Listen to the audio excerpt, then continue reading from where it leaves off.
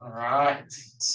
Groovy. We'll get going. Call to order Longmont Housing and Human Service Advisory Board, Wednesday, November 15th. Welcome, everyone. Is there any public invited to be heard? Nobody. Nobody? Okay. First order of business is to approve minutes from September 14th regular meeting.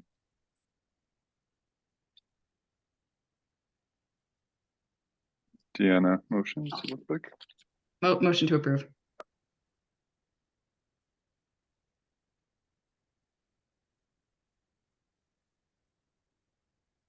Do we have a second? I'll second. Okay, 1 second. All in favor, please raise your hand. Looks like we've got unanimous. Martha, can't quite see. There it is. Cool. All right. Crystal, raise your digital hand. Digital hands work as well, right? Yeah. Okay, so we're going to move the agenda around a little bit since we have quorum now, and discuss Housing and Human Service Board application recommendations. All right. So we're going to start with our human services funding.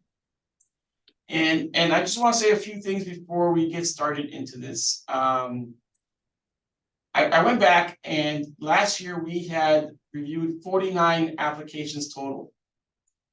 This year we reviewed 57. We did over 13 hours of hearings between all the different agencies.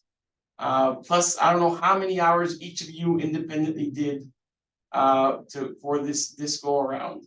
So I want to just take a moment and thank you all. This is the real hard work of this board, and what the City of Longmont and its residents asks of you is not easy. These are hard decisions to make. And I just want to share my appreciation for all the work that you do, because it's quite a bit. And I know that each of you is very thoughtful as you score. And just wanted to call that out tonight and thank you. I also wanted to call out Caitlin tonight because as much work as it was, this was the least complicated for me of doing the actual allocation sheet. That standard deviation model made it really straightforward. The only thing that was interesting was as I was getting scores and implementing, standard deviation and average scores, of course, respond to your scores. So it kept changing. It kept changing the standard deviation amount, the average amount, until finally I had all the scores and I had the final standard deviation. But once that was done, it was just a matter of putting the correct percentage or the percentage that made the most sense. And so I want to thank Caitlin, because even though it was still a lot of work because the amount, it was not nearly as complicated as it has been, because this model makes it much more straightforward. So thank you, Caitlin. So, but unfortunately, what I didn't have time to do is to create a presentation for you tonight, and I apologize for that. In the past, I've created presentations. What I'm just going to do is I'm actually going to share with you the actual allocation matrix.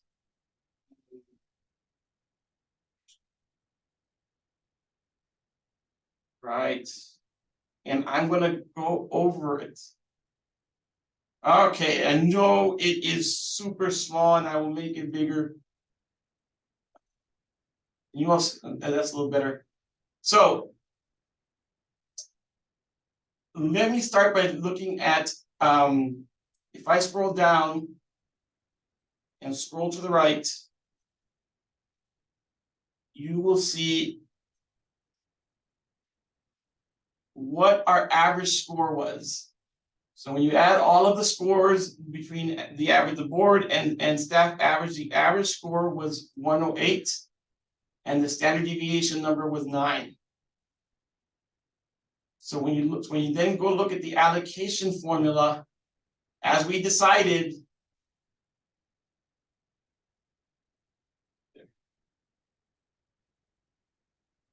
I'll make this bigger as well. And I will send a PDF version of this to you all so you can see it.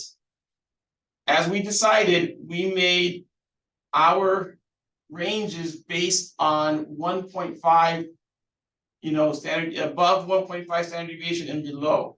So that made the ranges very easy. The total amount that somebody could get was 140. 1.5 above standard deviation was 122, and average was 108. And 1.5 below was a 95. So you have to get at least a 95 to be considered. So that was a lot easier than it has been in the past, because it's based on your scores and based on our scores, and it was really responsive to that. So then really the only thing to work on was the percentage amounts. And because we had so many applications, I had to be really strategic about these percentages. I wanted to keep in line with our, in the past, there's always been a desire of the board to really reward those agencies that score higher, giving them the opportunity to, because of the fact that they've either presented well or had strong applications. But I also wanted to ensure that there was funding for those that were below average, but still received enough to meet our requirements of the standard deviation. So, and then I also had to contend with the amount of money that we had to give. I think one of the things that this helped us avoid, which also made it more efficient, was we don't have a whole lot of money left over as compared to the last 2 or 3 years. We had to have really long conversations about how to use extra funding. And if anybody has questions, you can stop me whenever. But I just wanted to share this. Of course, these are the individual limits. And this is something else that happened. No one agency hit an individual ceiling limit this year. Being the first time, I think, in the last 2 or 3 years that has happened, and that we've had individual agencies hit that ceiling. No one agency hit that ceiling this year. Okay, so now I'm going to go back to the actual matrix. So I chose 80. Can I add something, Alberto? As you go back to that previous screen. So as I look at the breakdown of those percentages, it really is that really is what we're seeing. I would think that's a really good representation of what I see as a need in the community. So, I mean, we know that housing stability is a huge need in the community. So that breakdown, I think, is pretty accurate. So, yeah, thank you for that. All right, so I want to go over the matrix, and I want to show a few things just for context. I'll make it even bigger so y'all can see it. We're less concerned about the individual agencies this year because of the standard deviation. It makes it just focus on the percentage.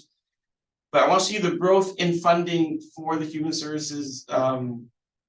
Since 2022, we've gone up consistently, even though this year we didn't have as big a bump. And in part, that is because we have seen a growing need for family hoteling. So we have added some money to the homelessness and homelessness prevention side for family hoteling that ate a little bit into the funding for this. But we've been talking to our family resource centers and other agencies, and it's just a growing need, and that's no way that we can respond to that growing need, but it's still increased. So with that 180 and 40.5, and that 40.5 was very specific because it was what got us closest without going over. I tried so many different combinations, from everything from 83.2 or 83.5 to 40 point or 41.7. I just tried all sorts of combinations because I did not want us to be in a situation where we overcommitted ourselves, and we did not. With this new model, we actually spend 147,000 of 148,000, and we have $2,600 left over. And what I would recommend to the board is we could just evenly, Brenda and I could just evenly spread that out through all the agencies that were funded. And that way we would expend all of the allocated funds. The ones in yellows, and there weren't many in yellows this year, the ones in yellow are the ones that received 100% of their requests. I think there's only like 3 or 4 of these. So there wasn't many. The vast majority, well, not vast majority, but I'd say the majority are in that 80% range. And then a few are in the 40, less are in the 40% range. I will say, if you look at the history, and again, I'll send this out to you, some agencies did see a decrease in their funding, but that is primarily because of how we changed the percentages. Remember, we would do 100, 90, and 80 in the past. But we would have had to, based on scoring, we could not keep that. That model would not be sustainable this year because we would be way over budget. I actually did try that model originally, and we would be way over budget really quickly. So that is this year's presentation. Graham, you have your hand raised. Yeah, how many agencies didn't get funded? Actually, so besides the ones that were screened out by staff because they either were not aligned or asking for things that we don't fund with this money, there wasn't that many that didn't get funded. One agency that didn't get funded was the Restart audio program. But again, that received funding from the Metro District. Another agency that did not get funded. Let me see, any up here? No, all these. Well, no, those are the ones that we screened out. We're talking about the ones that A Precious Child did not get funding. They came close, but they did not make it. And then Clover Senior Living Community, I think those 3 were the only, let's see, yeah, those 3 were the only agencies that didn't get funded.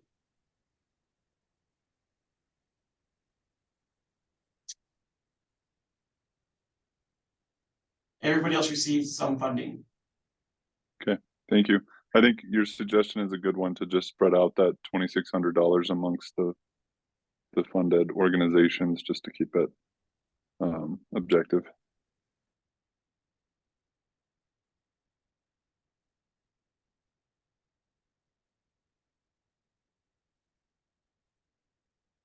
Any other questions? Caitlin? Thanks for pulling this together, Eliberto. I don't really have any questions. I was just going to say, like I'm looking at this and I'm like, well, we could play around with like the amount of the standard deviation, all that, but I really like that, it kind of takes the folks that really scored well and, generally above average, and rewards that, but also just doesn't zero out everyone who's below that. And so I think this is great.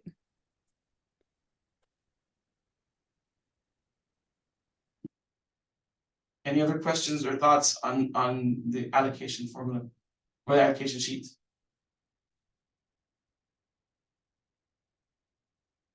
Thanks for all your hard work. This is pretty sweet to see the finished product, and sounds like it was a pretty smooth process. So thank you. Yeah, it was a lot of work, but it was much more straightforward.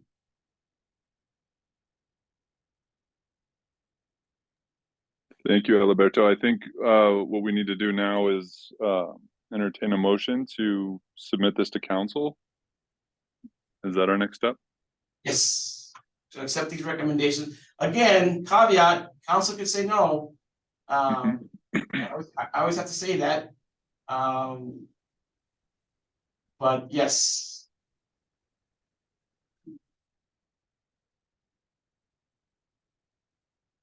Motion. All right, Martha motions, I'll second. Anna seconds. All right, all in favor, please raise your hand, real or virtual. I think I'm seeing everybody there. Any opposed? Or abstain? Looks like unanimous. So again, we will talk more about, we will debrief this process next month. And I will tell you that Christina has scheduled a meeting for Brenda and I in January to take a deeper look at the process and see how we can make it more efficient for you all. We know it's a lot of work for you. You all put a lot of hours and we are very grateful for it. And we will continue to try and improve it. So I'm excited for next year. And I think that you all did a wonderful, wonderful job of being stewards of the Longmont residents funding. All right, I'm going to stop sharing this screen since that has been voted on.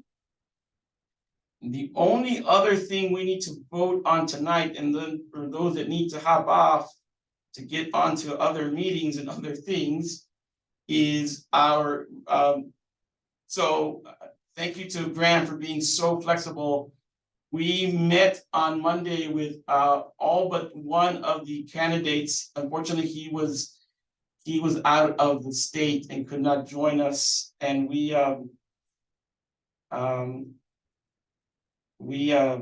interviewed them. And here is the recommendation that we are going to send to council. And as a board, we need to vote on it. It's not coming out right. Why is it not coming out right? I think it has something to do with the way it's set up, but if you do it like print. I guess if you're gonna print it. Okay, hold on.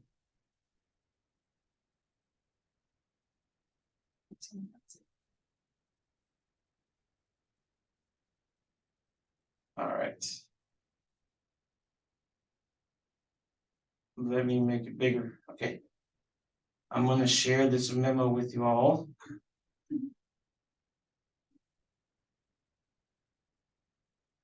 It's the share thing. Where's the share thing? Oh, she's. All right.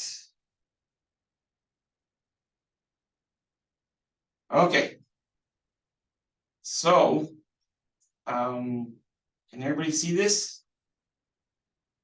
So we interviewed 4 people, including Kim, and then Graham and I rated them as, you know, our top spots, and this is how we really appreciate if council would reappoint Kim. She's been an outstanding member of the board and very, very beneficial to the board. I misspelled Catherine's name. I got to fix that. Catherine Lau, Jeffrey Boring, Michael Sandoval. Roberto Manso couldn't be at the interview because he was in New Mexico. However, we had interviewed Roberto the last go around, and we thought he was a good candidate as well. So I put that into the memo. We are being asked, even though you all gave Graham and Kim you delegated them the ability to interviews, council wants a vote from the board on this. So if we want to have any discussion on these folks or questions that you may have, we can do that now, and then we are going to need a vote on whether we send this memo, if we approve this memo, to go to council.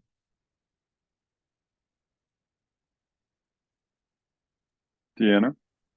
Just so I'm clear, are we filling 5 spots? Like, are we voting to fill all 5 of these people? No, It's there's 4 only spots. 4 spots, I think. 4 spots, okay. 3 are regular members whose terms end at the end of the year, and then 1 is an unexpired regular term ending at the end of the year. So 4. Okay, so yeah. we need to pick 4 out of these 5 potentially. Okay. Or the city, yeah, the So we don't council pick. does, yeah. We recommend, like, you know, we're putting our ratings, but we don't really pick. It's the council that picks. So sorry if I'm not being clear. Just trying to figure out in terms of what motion we need, if it's to move to approve just blanket these recommendations that you guys have? Or if we need to move to approve the top 4 because there's 4 spots? I think No, it's just, the, go ahead, Graham. it's just a question of whether we approve this memo to go from Eliberto to City Council. Okay, Yeah, you all delegated And- Graham and Kim the ability to do the rating and all that, so you don't have to worry about that. Next year, then I would, oh, go ahead. I was gonna say, I don't know if we need discussion on this, but I'm comfortable with the evaluation process moving to approve this memo.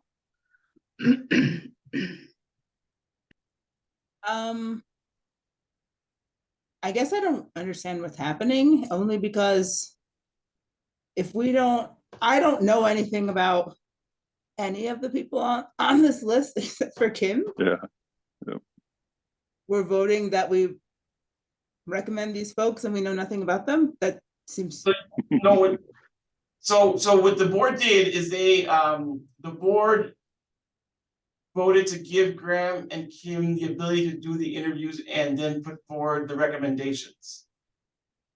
We can talk about these folks if you want to know more about them, though. Should I jump off so that it can be an Uh, open discussion? If we want to discuss them, yeah, probably best if you jump off. Yeah. Okay, I'll come back on in maybe 10 minutes if that's good. Yeah. Okay.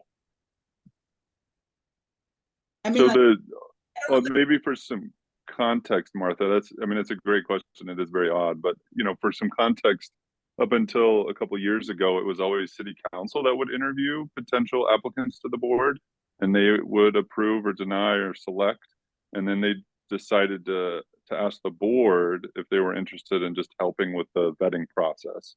Just do a first interview review of all the applicants, and then give our 2 cents to City Council saying, we like these folks, we don't, or whatever our 2 cents is, and then they will ultimately make the decision about who to appoint, if anybody.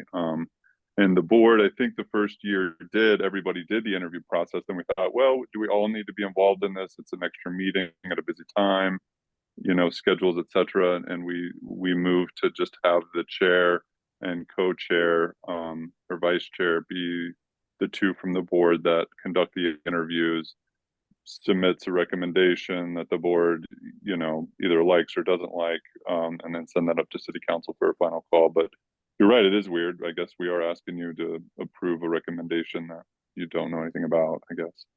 But, and what's interesting, that this is the first, last year when we did it, we weren't required to bring it back to the board.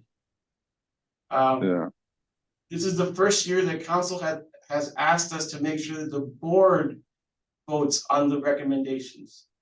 And so if we want to go back to having the whole board interview the folks, we can do that next year. But again, this is the first time that council has asked the board to actually vote on the recommendations. That wasn't the case in previous cycles. So maybe the motion is to really support Graham and Eliberto's recommendation, Right. not necessarily the people, like they have vetted them, and so the board is really, the motion would be to support their vetting and their recommendation. okay, so that sounds more like. these are Does the- that make sense? Does that make a little more sense? Yes. Yeah, and again, we can revisit this next year if the board Yeah. wants to meet them all and interview them all. Totally fine doing that. We can either try and do it during a regular meeting, or if we need to set a special meeting, that's fine. This year, the board, when we first decided, we decided to give, the chair and co-chair the opportunity, but we weren't anticipating that the board had to come back and then vote on this recommendation, because last year they didn't have to do that.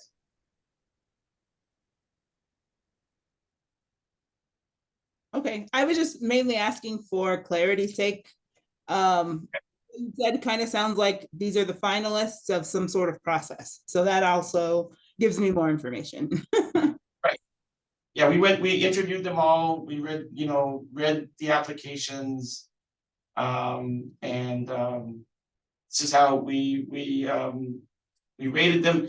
I will say that at the end of the day, just like your funding recommendations, these are only recommendations. We have recommended things or board members in the past, and council has chosen a different route, and that is their prerogative. They can do that. That's their right as council, is to choose who's on their advisory boards. So these are at the end just recommendations, and this council may choose to accept, modify, or refuse. So then we have a motion on the table. Deanne said to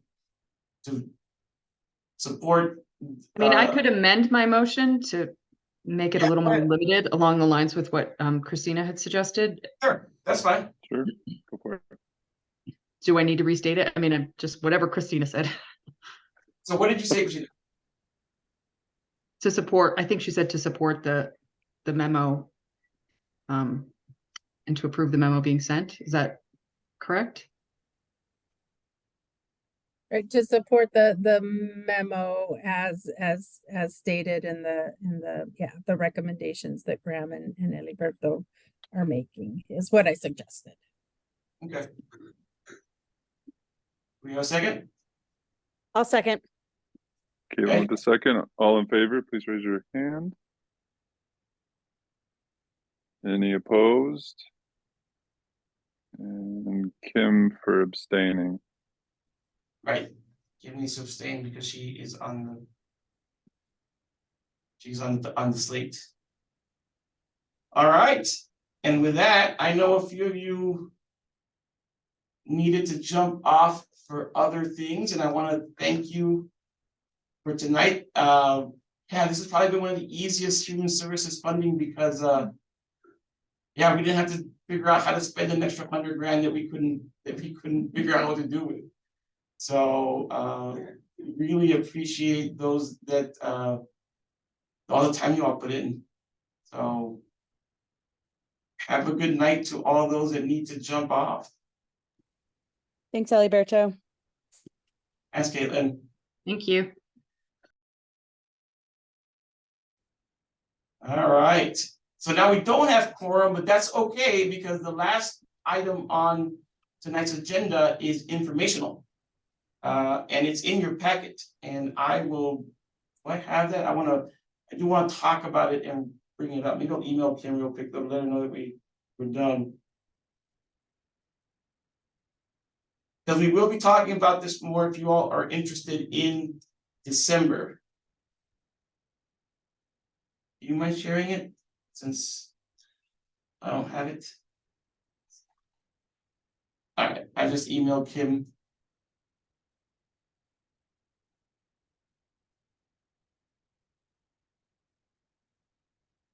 You don't mind sharing it?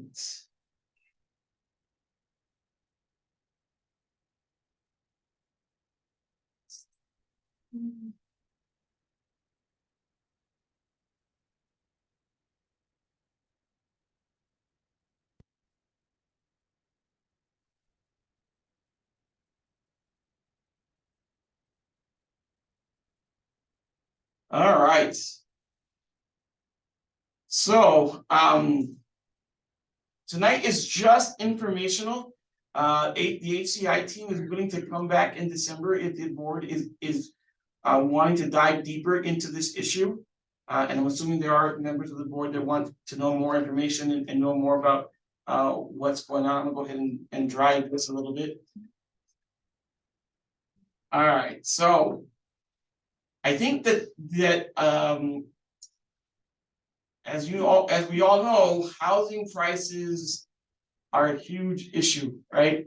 That is something that is pretty well accepted. And we can see that the problem has just grown over the last 10 years. And like in many things, our income isn't keeping up with housing costs. And the one thing that was that blew me away when I saw this is that third bullet.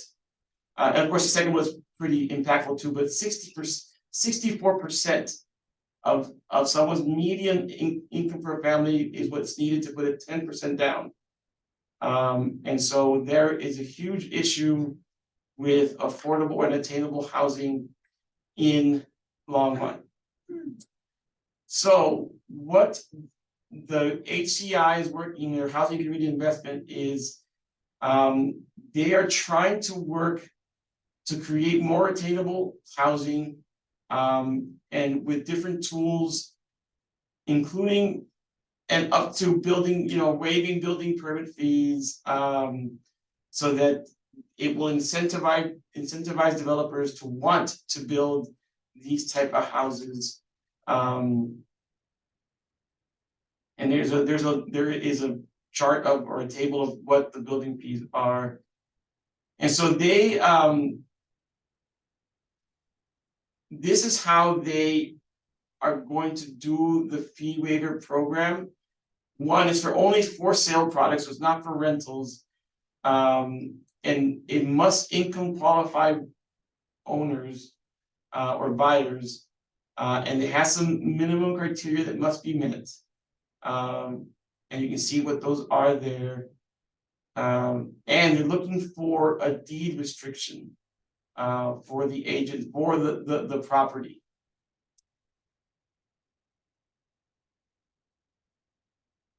So you can see kind of how it works.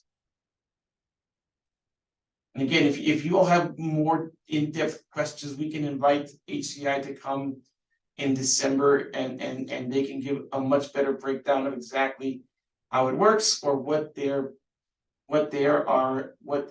are projecting to see with this program.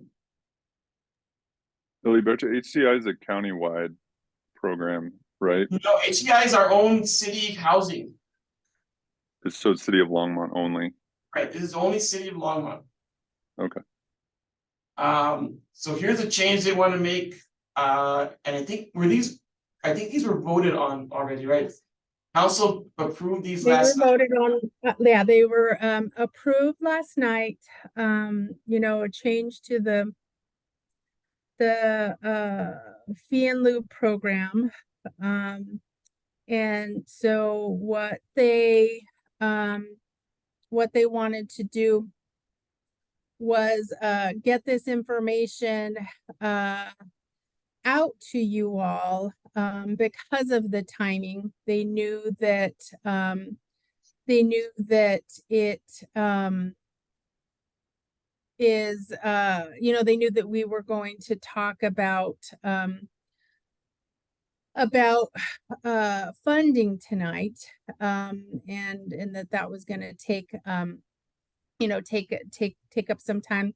So the attainable housing was already approved by council last night, and the next step is the policies and procedures, which will need a vote from you to support Right. those. That's Yeah. that's where you And all. yeah, fee in lieu will go back to council. And this is also informational as the updates to the code and update to fee in lieu amount. So what we wanted to do was get this PowerPoint out to you so that you could read it, and then give you information more about the amendments and what City Council has already seen, so that you could have that in front of you. And then we would bring any information back, just because the information that we had around funding was a time sensitive thing. We needed to get that to council by December. We thought we would put this as a supplemental information in your packet for you to review, and then we could bring that back to you at a later date. I'm sorry, and I stopped sharing a little bit too early. Oh, that's okay. There's a little more information that.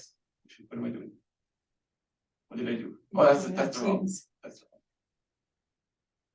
my bad. Okay, hold on. What am I doing? Go to the yellow folder, see if it's, no, it should be there, that the one that's here. Okay. And then so that was the fee waiver program. I'm gonna share the rest of it now. Again, my apologies for closing it. I'm gonna scroll down here. Because there are some other, Right there, starting that with inclusionary housing. okay, so this is the other part of this. Okay, so this is the overview of code change that was also, I believe, was voted on last night as well. It removed the requirement for voluntary alternative agreement with council. It amended the credit compliance. And in particular, I think what this group was concerned about, at least some of the members of the board, it updated the fee in lieu the methodology piece. And again, I think the HCI is more than willing to come in and dive deeper into that. So right now, this is what is there. The fee shall be paid in effect. The fee paid shall be the fee in effect at the time of the final plat or site plan for development, whichever is later. And so it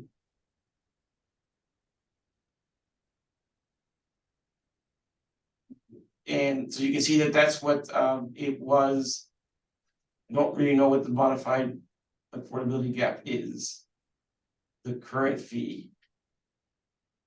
So they would have to be. They were actually- Yeah, this is what they would, oh, I see, I think I see what is going on.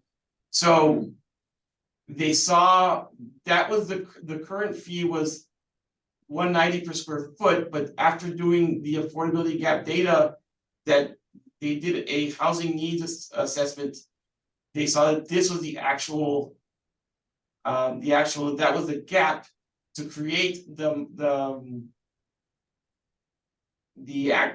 to get the actual fee in lieu to be more in line with what is needed. So they Right. bumped it up to $593 a square foot. So they're more than doubling the fee in lieu. Basically is what they're doing. That's awesome. Yeah. Yeah, it was way too, that it was really low, and I think that was a question, as you know, that at least one of board members had, that why it was so low, and Yep. so this information was very timely. So yeah, they'll be happy to come back and talk about this. We just didn't know how long it would take to go through all of the, thankfully it didn't take very, very long to go through all of the funding recommendations that we asked that they just provide this information in writing to you all ahead of time, and then come back at a later time to discuss. And so I think the thing to know is that they're going to be looking at it every 3 years. So as housing costs go up, as development costs go up, they're going to be using that affordability gap methodology to determine what the correct fee in lieu should be. Anything else? I think that's it. Yeah. So yeah, I think I think that is what they're working on, is they want to make the fee in lieu be more effective in doing what it was meant to do, which is helping fund affordable housing projects. And so increasing it will hopefully lead to more funding available, that some of that funding will go through you all. And you will have to vote on those affordable housing projects that come to this board as recommendations to council. So that's the great news, that you all will have more opportunity to be involved in the affordable housing process as a Housing and Human Services Advisory Board. Any other questions or thoughts? Again, I can't answer a lot, but we will make sure that we have HCI here in the December meeting.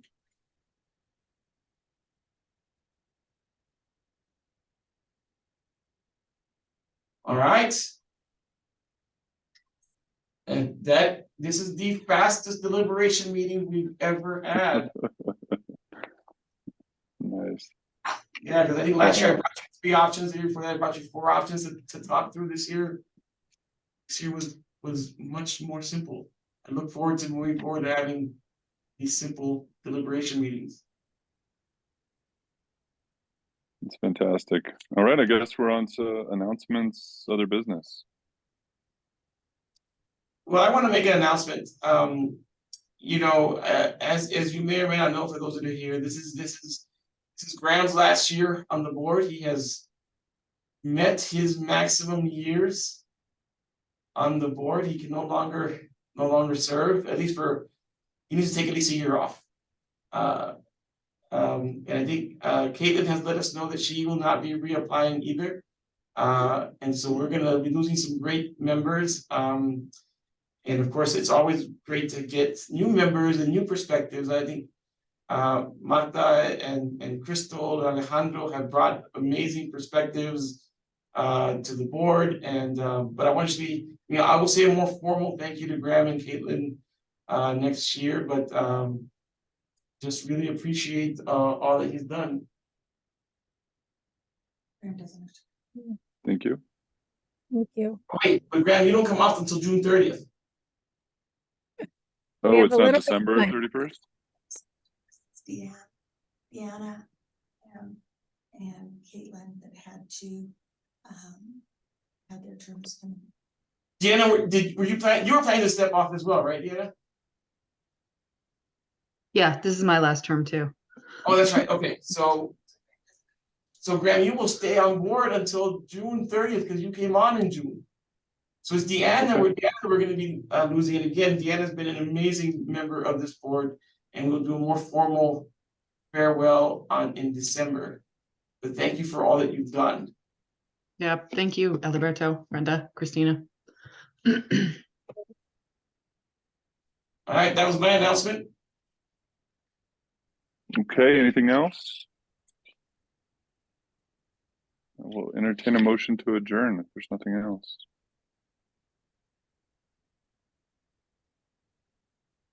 All right, So moved by Deanna. Thank you. everyone have a good night. Bye, we need a thanks second. all. We need a second. Hold on, we need a second. Okay, we need a second. Do we have a second? I too? second. There you All go. right, thanks, Kim. All in favor? Oh, I thought you meant second, like a pause. All All right, right, have a thank good you night, all. Have a good everyone. night. Thank you for all the work you did. Thank you. Bye.